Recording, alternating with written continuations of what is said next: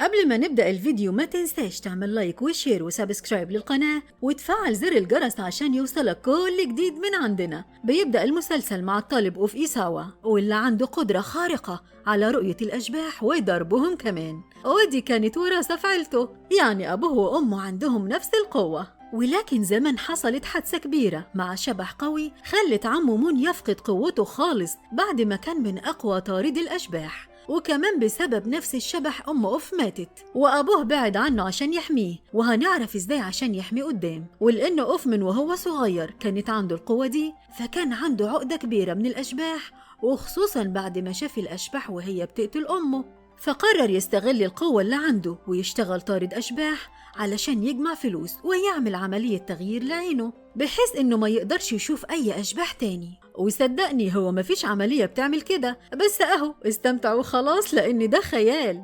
وبما إنه دلوقتي في كلية الطب وعمه عايش معاه فكان مخبي على عمه حكاية شغله دي، لأن عمه منعه تماما من التعامل مع الأشباح بعد اللي حصل لهم منهم، فكانت تجيله طلبات طرد الأشباح على التليفون وهو يروح ويخلص شغله وبعدها تتبعت له الفلوس على حسابه. وفي يوم جات له رسالة من واحدة اسمها جين وطلبت منه يروح مدرسة مهجورة ويطرد الأشباح اللي فيها مقابل 60,000 يوان، فوافق وراح. ولكن كان هناك قبله طالبين من جامعته مجانين شوية عندهم هواية إنهم عاوزين يصوروا شبح بأي طريقة، وعشان كده كانوا في المدرسة المهجورة دي واسمهم جونيور ولينغ. فلما راح أوف هناك حاول يخرج العفاريت من غير ما يتعامل مع جونيور ولينغ لأنه كان عارف إنهم هناك من البث المباشر اللي فتحوه على الفيسبوك. فلما وصل هناك شاف شبح بنت وفضل يحاول يضرب فيها علشان يمشيها من المكان، ولكن ما قدرش، فأخد بعضه ومشي من المكان. ولكن قرر يرجع تاني يوم، بس المرة دي كان في شبح راجل بيطارد الشبح البنت دي، فحاول يساعدها ويضربه ولكن ما قدرش عليه. بس البنت لما بصت في عين الشبح قدرت تشوف قصته وتعرف كمان نقطة ضعفه وقالتها الأوف شبح بقى يعني وكده.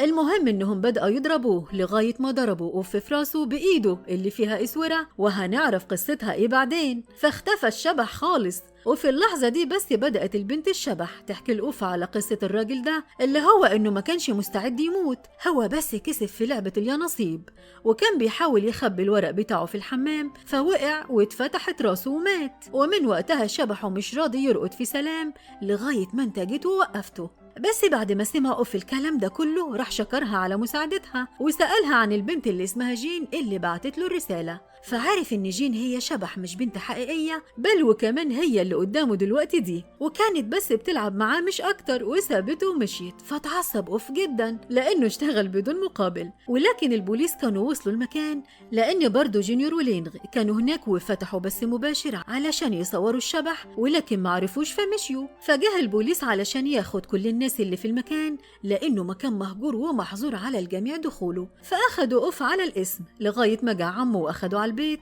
وبالنسبة لجونيور ولينغ فكانت حالتهم المادية وحشة خالص لأنهم صرفوا كل الفلوس اللي معاهم على أدوات الأشباح، وأجروا كمان أوضة علشان يعملوها المقر الرئيسي للنادي بتاعهم للأشباح، فكانوا عاوزين يصوروا شبح بأي طريقة علشان ينشروه على النت وتجيب مشاهدات عالية وكمان يكسبوا فلوس.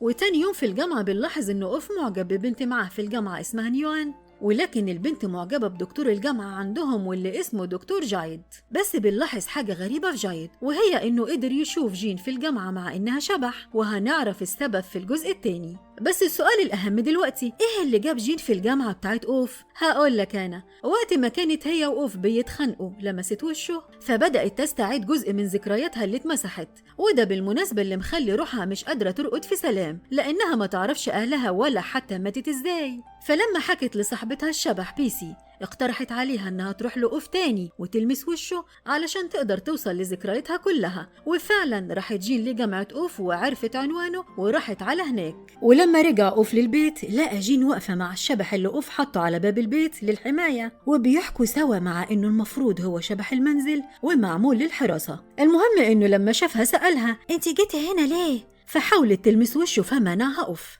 فوقتها فهمته إنها بتعمل كده علشان تسترجع ذكرياتها، لكنه مصدقهاش. ومن هنا بقت تستغل كل مرة شبح المنزل ما يبقاش موجود وتطلع تغلس على أوف، وبقت تروح معاه الجامعة وتغلس عليه وتطلب منه يديها أكل من اللي معاه، وبرضه كان رافض. وفي مرة عمل دكتور جايد كورس في الجامعة لكل الطلاب من جميع السنين، وطبعا اشتركت نيوان. فوقتها لاحظت جين إنه أوف بيحب نيوان، فخلته يرفع إيده غصب علشان يشترك مع نيوان ويبدأ يتقرب منها، وده من غير سبب. على فكرة ما تنساش إن الشبح دي غلسة قوي. عامة أثناء الكلام ده بدأت تظهر حاجات غريبة على دكتور جايد، والحيوانات كل ما تشوفه بتبدأ تصرخ، ودي حاجة غريبة بالنسبة لدكتور بيطري. بس الأغرب من كده إنه في العيادة بتاعته قلع القميص بتاعه، فبنلاقي ظهره عليه جروح كتير، وبيفضل باصص لصورة العين اللي عنده في المكتب.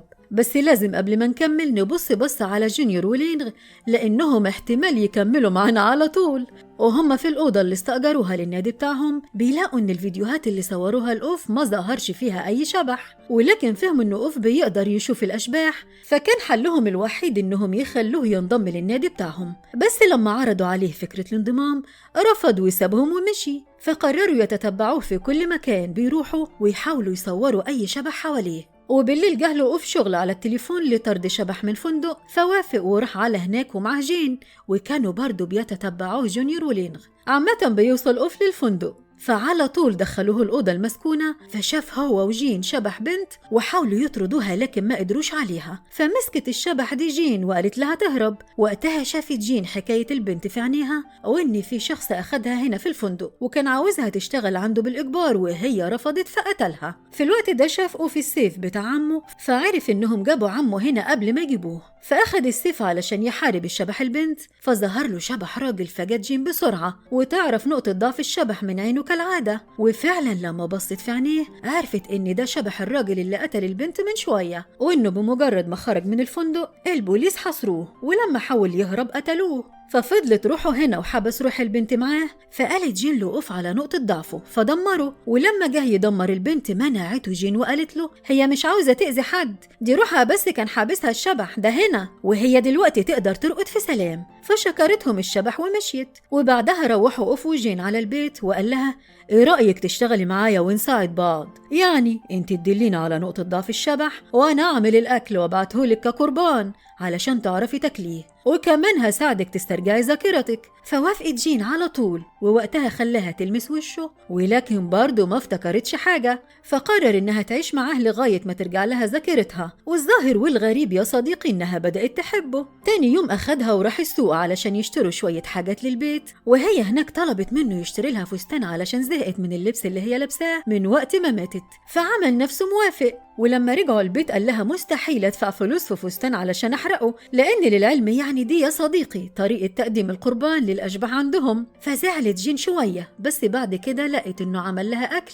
وقدمه لها ففرحت، ولسه هتبدأ تاكل راح جه العم مون فقومها أوف بسرعة علشان العم ما يحسش بيها وإلا ممكن يقتلها. وبس يا سيدي خلص اليوم على كده. وتاني يوم راحوا في الجامعة، وهناك كانت نيوان واقفة مع دكتور جايد بتكلموا عن كلب كانت اتبنته من العيادة عنده قبل كده، وبرضه كان جونيور ولينغ في أوضتهم، بس الحسابات بتاعتهم اتهكرت بواسطة واحد اسمه سودوكو، وبما ان لينغ محترف في الانترنت قدر يحدد مكانه. بس لما وصلوا هناك لقيوه مقتول بطريقة وحشية، ولما بلغوا الشرطة أخدوهم للقسم علشان يحققوا معاهم. ولكن انت طبعا عاوز تفهم الواد اتقتل ليه وايه علاقة جونيور ولينغ بالقصة كلها. هقول لك انا، يبقى لازم نرجع يومين قبل الحادثة دي لشخص اسمه بوينغ. الولد ده كان من المهووسين بممثلة اسمها كريسي. الممثلة دي بقى انتشر لها على النت سمعة زي الزفت، وطبعا كان في تعليقات سلبية كتير من الناس واللي كان منهم سودوكو. فيونيغ ما قدرش يستحمل كمية الإهانة دي على كريسي، فطلع في لايف على الفيسبوك وانتحر، وقال انه هيخلي روحه تطارد كل اللي شتموا كريسي. وبالفعل بعد ما انتحر كمية كبيرة من اللي شتموا كريسي اتقتلوا بنفس الطريقة.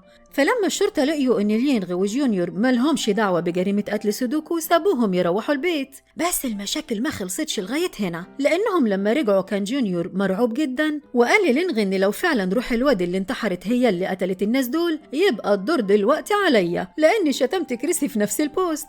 فحاول لينغ يهديه ويفهمه انه كل دي تخاريف، ولكن فجأة ظهر لهم فيديو بوينج وهو بينتحر وبيقول لجونيور هقتلك. فطلع لينغ بسرعة على أوف علشان يجي ينقذ جونيور، ولكن أوف كان رافض، بس وافق في الآخر لما قال له لينغ إنهم هيدوله 8 طرد الأشباح. وفعلا راحوا أخدوا بعضيهم وراحوا لجونيور، واللي لما وصلوا له كان قرب بوي يقتله، ولكن لحقته جين ومنعته وبصت بسرعة في عينيه وشافت قصته. بوي وهو صغير كان والده بيزعق فيها على طول وكان زعلان دايما، ولما كبر كان أبوه بيقول عليه فاشل وقاعد على طول قدام الإنترنت. وشافت كمان إنه كان بيحب كريسي لدرجة الجنون، ففهمت تفكيره، فجاء أوف ومسكه علشان يضربه، وسأل جين عن نقطة ضعفه، فزقت أوف بعيد وقالت له سيبهولي وأنا هتصرف. فأخدت جين بوي على العزا بتاعه وقالت له إن في ناس كتير بيحبوك مش زي ما انت فاكر. وفعلا شاف أمه هناك بتبكي عليه وأبوه زعلان وكان خلاص هيبدأ يهدى، ولكن جت كريسي العزا فطردها أبو بوي من العزا وقال لها إنها السبب في موت ابنه.